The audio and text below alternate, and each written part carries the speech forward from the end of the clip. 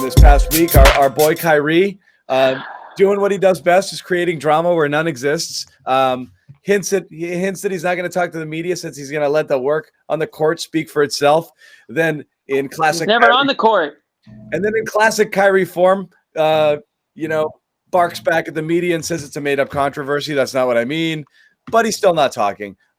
He issued a statement, and that's that. I have a developing opinion on this. It's really easy to bash Kyrie, but I want to hear your take here. Again, I think it was a big collective eye roll from everybody from who covered him, as we did the couple years he was here. He just it might not be a bad thing that he's not talking.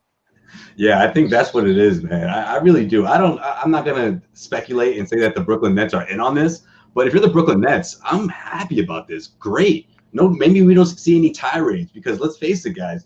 We're talking about reporters that are speaking through, on a Zoom. That maybe they have a little more confidence to ask some of the more ballsy questions that'll really get Kyrie going, the ones that'll really trigger him. And then all of a sudden we're going through, tirade after tirade, week after week. It'd be very distracting for teams to really push for the NBA title, Yeah.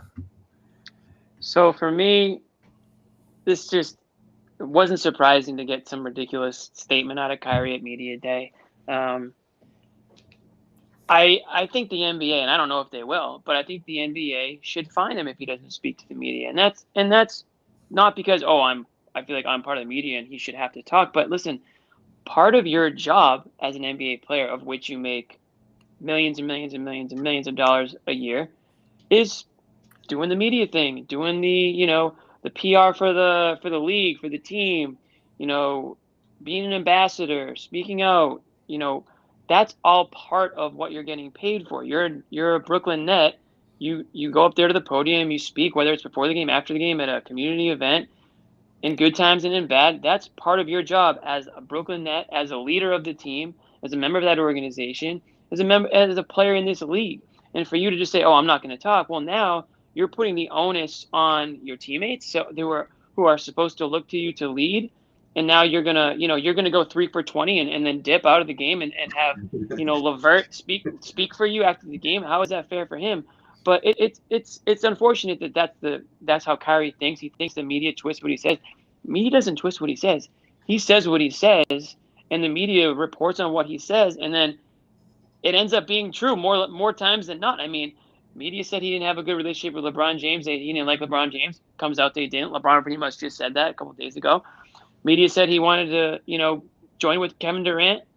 He said, no, that's not true. And then what did he do? He joined a team with Kevin Durant, 2 max deals. Not only did he say it wasn't true, he lectured all of us for speculating. He lectured all of us that is the you just make stuff up. No, that's is the internet real life to you? Yeah. I mean, this guy, one thing after another. I mean, it's unfortunate that that's how he wants to be. And that's pretty much all I have to say about it. I wonder if the NBA will just do anything, or they'll just sit in his hands and let him run the show. Well, it's a classic debate. As soon as it happens, both sides of it. You're going to have one side that's going to say, a bunch of people, it's his job, he's got to talk, it's part of the deal. If you don't like it, do something else for a living. Sure. And then there'll be others who'll say he doesn't owe the media anything. He can do whatever the hell he wants. And if he doesn't feel like talking, he doesn't have to talk. And I mean, the second side is wrong. I mean, it is part of the game. But ultimately, at first I was like, F this guy again. But at the end of the day, it really is better if he doesn't speak ever. That's not true. How is that true? How has it ever been true, though? Because every athlete in the history of sports has spoken to the media, whether or not they've been good at it or not. Matter. Look at he has a voice, though. He can use his voice for a lot of good if he chooses. Yeah, but see, that's the thing. He does stuff off the court. He does other things. I feel like there's a loophole here, right? He's gonna say, he's gonna put up these messages or whatever he plans to do, and instead of fielding questions, just putting up a response, he's going to say, well, technically I spoke to the media, you can't find me. I mean, I'm sure there's some sort of loophole here. Whether that or not, here's where it gets into an issue. If he keeps going out and shooting friggin' 4 for 27 and turning the ball over or having a bunch of shitty games and doesn't hold himself accountable by talking and answering questions, and then other teammates have to ask about, get asked over and over again, what's up with Kyrie? Or if he looks sullen and people are trying to read his body language, he can create massive distractions for his teammates. That's always been my thing. It's not it's the job. It's you're creating a drama and a situation where your teammates are constantly going to have to be asked, hey, what's going on with Kyrie? Since he won't talk to us, I'll ask you. And it's not just a Kyrie specific thing. You see this all the time when stars dart out because they don't want to face the music after a locker room. And there's been past like Red Sox teams I've covered that would do this, and they would leave 2 to 3 people to answer all of the questions and be like, well, what do you think's going on with this guy? And it'd be like, I don't know, freaking ask him. You know, like you just get so tired. Like, I don't know. I'm not Kyrie. I don't know.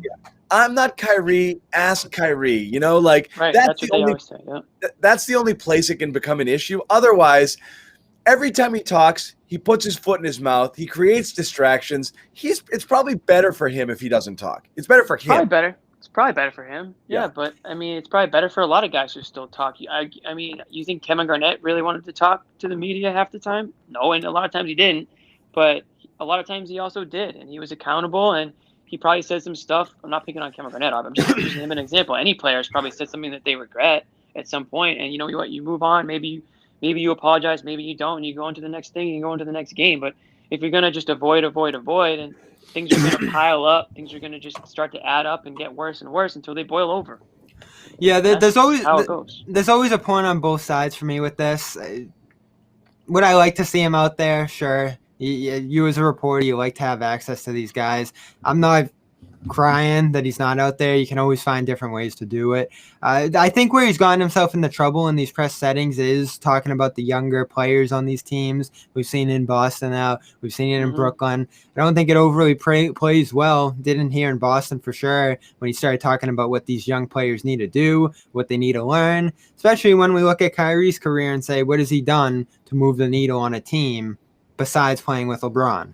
You know, we have 3 circumstances now where he didn't move it all that much last year as well in Brooklyn. So, again, I'm going to be focusing on Kyrie's play. I don't really care what he says. I'm not getting caught up in every little comment. I actually care more what he says because it's entertaining. Well, I think this team's a lot more consequential than you guys do. I want to see them implode, and part of them imploding is Kyrie being friggin' cuckoo bananas. You know, like that's the fun part. I think we've seen in NBA history, and we saw with Kevin Durant in 2019. Things weren't right in that locker room. Kevin Durant took a break from talking in the media that year. It wasn't the cleanest situation. Friggin' human being in the history of mankind. I'm just saying, you can have a locker room that's a little messed up that has the talent to do it. And this could all be part of the plan with Kyrie, too. Yeah, the Celtics locker room wasn't awesome in 2008. They talked about this. Yeah, so I have high expectations for this next team. Rondo, Ray, they had some issues. They worry me a bit down there in Brooklyn. Like if Durant, I keep saying this, if Durant's right, it doesn't matter what Kyrie's saying. It doesn't matter what Steve Nash is drawing up on the sideline. If Kevin Durant is Kevin Durant, this team's winning the East. Like there's no way around it. And there might be issues with younger players here. They might make a dramatic trade. I think that's the biggest risk to what's going on there in Brooklyn. If they make a trade that ends up sinking them. Way worse if they trade some of these players superstar bubble. What a mess that would be. I agree.